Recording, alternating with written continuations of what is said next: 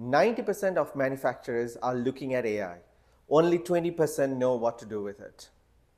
That number comes from the global survey of 300 manufacturing professionals published in January 2026 by Redwood Software, one of the most comprehensive pieces of research on manufacturing automation maturity conducted this year.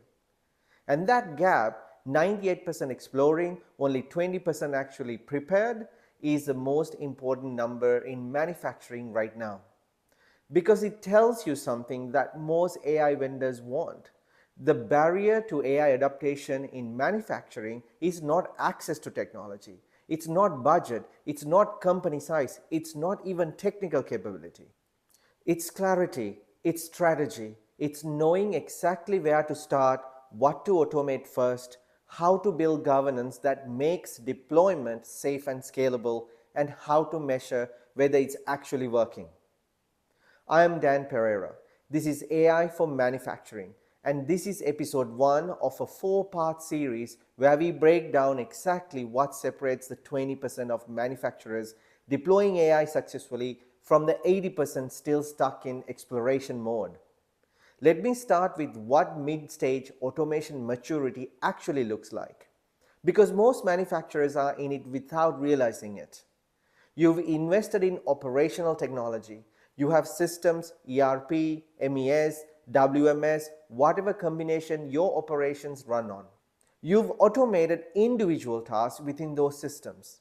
Purchase orders processed automatically, investor counts triggered by threshold, production schedule generated from demand data. But here's what's still happening manually. The data flow between those systems when your ERP needs to talk to your production flow system and the integration isn't seamless. Someone is manually exporting, reformatting, and importing data. When an exception happens, a supply delivery is late, a quality check-in falls, the data flow between those systems, when your ERP needs to talk to your production flow system and the integration isn't seamless, someone is manually exporting, reformatting, and importing data. When an exception happens, a supplier delivery is late, a quality check fails, a production run is behind schedule, someone is manually triaging, communicating, and coordinating the response across functions. When your leadership team needs a picture of operational performance, someone is manually pulling data from multiple systems and compiling a report. That's mid-stage automation maturity. Individual systems automated, cross-systems workflow still fragmented and manual.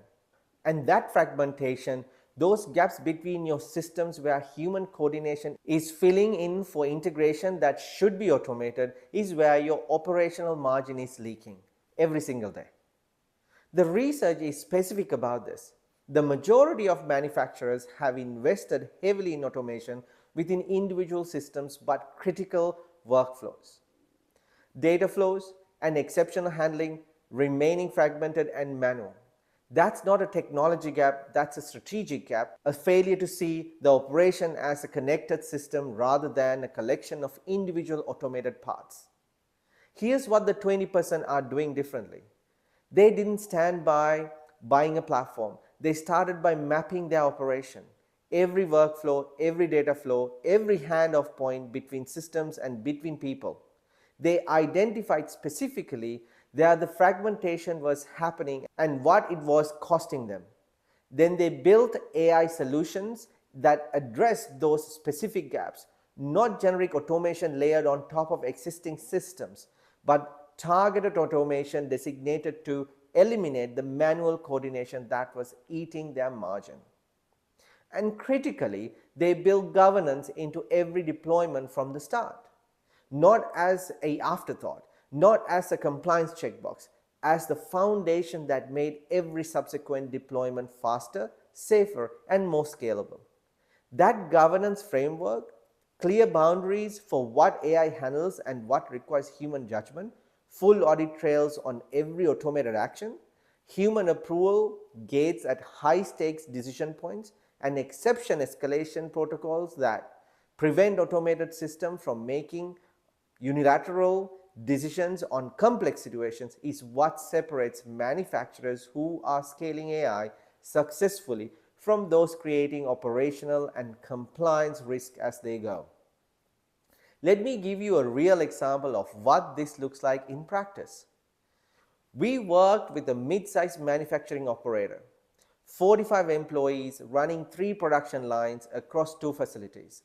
They had invested in an ERP system and had automated their purchase order processing and inventory threshold alerts. On the surface, they looked like they were ahead of curve. But when we sat down together in discovery and mapped every workflow in detail, a different picture emerged. Their production reporting was still manual, a supervisor pulling data from 3 different systems every Monday morning to compile a weekly operational report. Their supply communication process was still manual, someone on the operations team sending status updates and follow-ups by email, tracking responses in a spreadsheet. Their quality control documentation was still manual, technicians filling in paper forms that were then manually entered into their quality management system. None of those workflows required human judgment.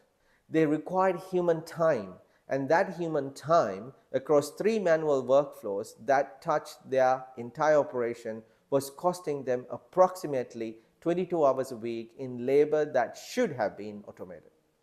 That's not including the errors, manual data entry errors in quality documentation that created compliance risk, delayed supply communication that was causing procurement delays, production reporting that was always 48 to 72 hours old by the time it reached leadership, meaning every strategic decision was being made on a stale data.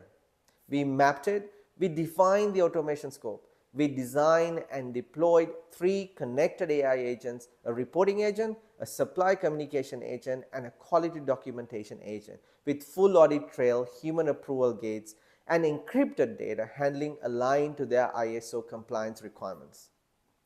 The result: 22 hours recovered per week. Production reporting delivered automatically every morning with variance flags already highlighted. Supply communication response time improved by 60%. Quality documentation error rate dropped to near 0. And leadership had live picture of their operation every single day instead of a weekly report that was already outdated by the time it landed. That's what moving from 80% to 20% actually looks like in practice. This week on AI for Manufacturing, we are going deep on every dimension of this.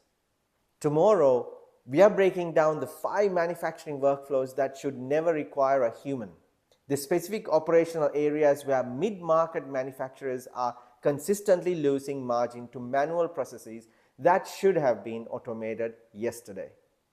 Thursday, we are covering responsible AI governance in manufacturing, why ISO compliance, audit trails, and human approval gates are not just compliance requirements, but competitive advantage that make every deployment faster and more scalable.